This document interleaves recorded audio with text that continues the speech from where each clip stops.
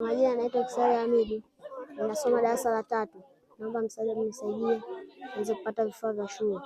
Naomba muweze kunisaidia mamangu ili aweze kupata hela kuwapeleka wadogo zangu shule na apate hela kumpeleka kakaangu hospitali. Kwa majina naitwa Charles Yunus Sanyagi, ni katibu wa Thamani Yangu Utu Wangu Foundation. Leo tumefanikiwa kufika katika kijiji cha Oyoyo, kwenye kituo cha Oyoyo Orphanage House. Lakini kwenye Oyoyo tumekutana na changamoto nyingine, kutana na familia nyingine, familia ya Bwana Hamidu. Wao binafsi wana changamoto nyingi ambazo tumekutana nazo. Kwanza, wana mazingira ya kuishi sio rafiki sana. Kuna picha ambazo zitapita mtaziona kwenye mazingira ambayo tuko nayo. Lakini hawa watoto wawili hapa ndio familia ya watoto wa familia ya mzee Hamidu. Ana watoto 6. Kwenye watoto 6, watoto wawili ndio wanasoma. Watoto wengine wote waliobaki ni changamoto. Huyu hapa ana kaka yake na dada yake. Ana kaka yake mmoja na dada zake wawili. Dada yake wa kwanza yuko form 4. Lakini kaka yake anayemfuata hasomi na dada yake anayemfuata hasomi. Huyu anasoma darasa la 3 kama alivyojitambulisha. Huyu anaitwa Musa. Musa yeye hasomi kulingana na mazingira ya familia yalivyo. Kwa hiyo wana uhitaji mkubwa. Musa na mdogo wake ana wadogo zake wawili. Kwa hiyo unapata jumla ya familia watoto wangapi? 6. Jamani, ni kama masiala, lakini haya maisha yapo. Tumefanikiwa kufika mpaka nyumbani kwao. Mazingira yao in short sio rafiki sana, kwa sababu tumefika kipindi sasa wazazi wamekosa pesa ya dawa kwa ajili ya watoto.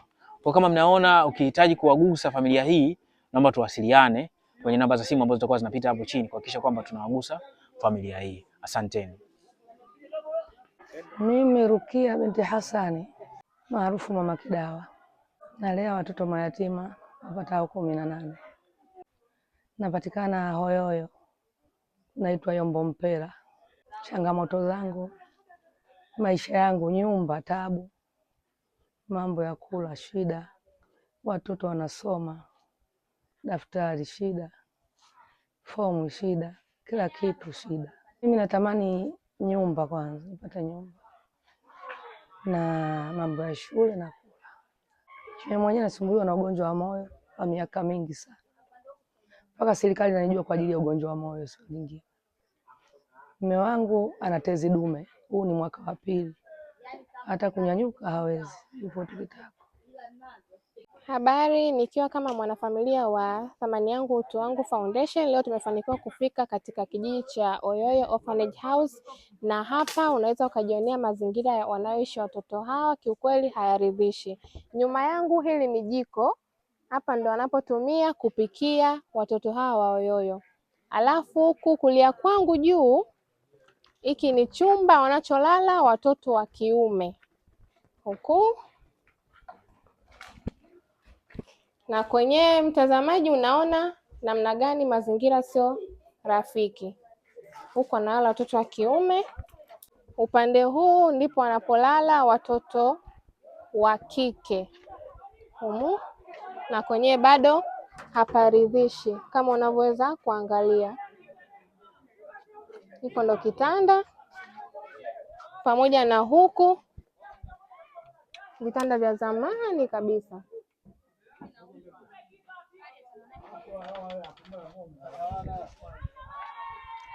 Alafu tukija upande huu hapa wanalala pia watoto wa kiume kama ambavyo unaweza kuangalia.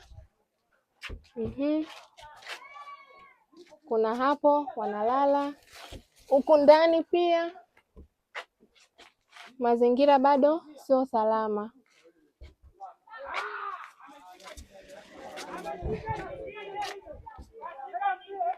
Pia mama huyu mlezi wa Oyoyo Orphanage House hakuwa nyuma kwenye masuala ya dini. Hapa kuna madrasa kwa vijana wa Kiislamu kama ambavyo unaweza ukaona, kuna ubao, lakini pia bado mazingira sio salama.